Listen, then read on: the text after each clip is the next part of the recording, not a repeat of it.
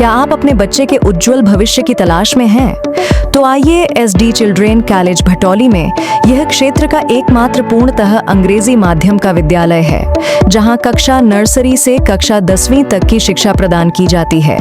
यहां अनुभवी एवं समर्पित शिक्षकों द्वारा CBSE पाठ्यक्रम पर आधारित गुणवत्तापूर्ण शिक्षा प्रदान की जाती है। यहां नए सत्र के लिए प्रवेश प्रारंभ हो चुके हैं। जल्दी करें और आज ही संपर्क करें। हमारा पता है SD children college Bhatauli, Azamgarh. Azamgarh जनपद के अतरौलिया थाना क्षेत्र से एक बेहद दुखद खबर सामने आई है।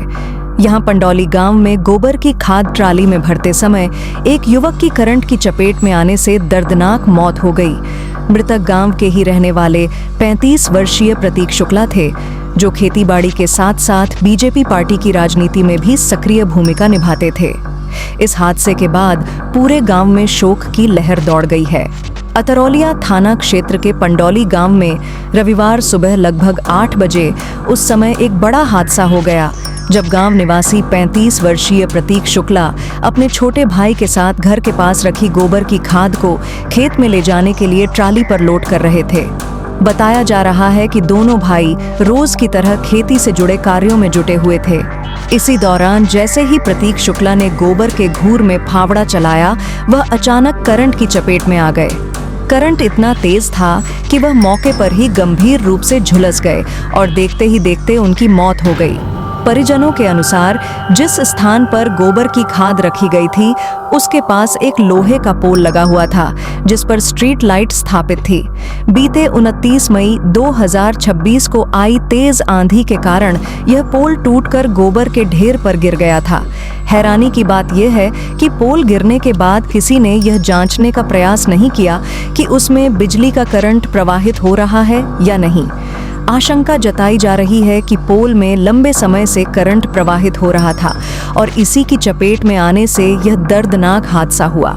घटना के बाद परिवार के लोग जब तक कुछ समझ पाते, तब तक काफी देर हो चुकी थी। आनन फानन में बिजली की आपूर्ति बंद कराई गई और ग्रामीणों की मदद से प्रतीक शुक्ला को अतरौलिया के एक निजी अस्पताल ले जाया गया, जहां चिकित्सकों ने उन्हें मृत घोषित कर दिया। मृत्यु की सूचना मिलते ही परिवार में कोहराम मच गया। परिजनों का रो रो कर बुरा हाल है। गांव के लोग भी इस घटना से स्तब्ध हैं। मृतक प्रतीक शुक्ला सुरेंद्र शुक्ला के पुत्र थे और 3 भाइयों में सबसे बड़े थे। परिवार की आजीविका का मुख्य साधन खेतीबाड़ी ही था।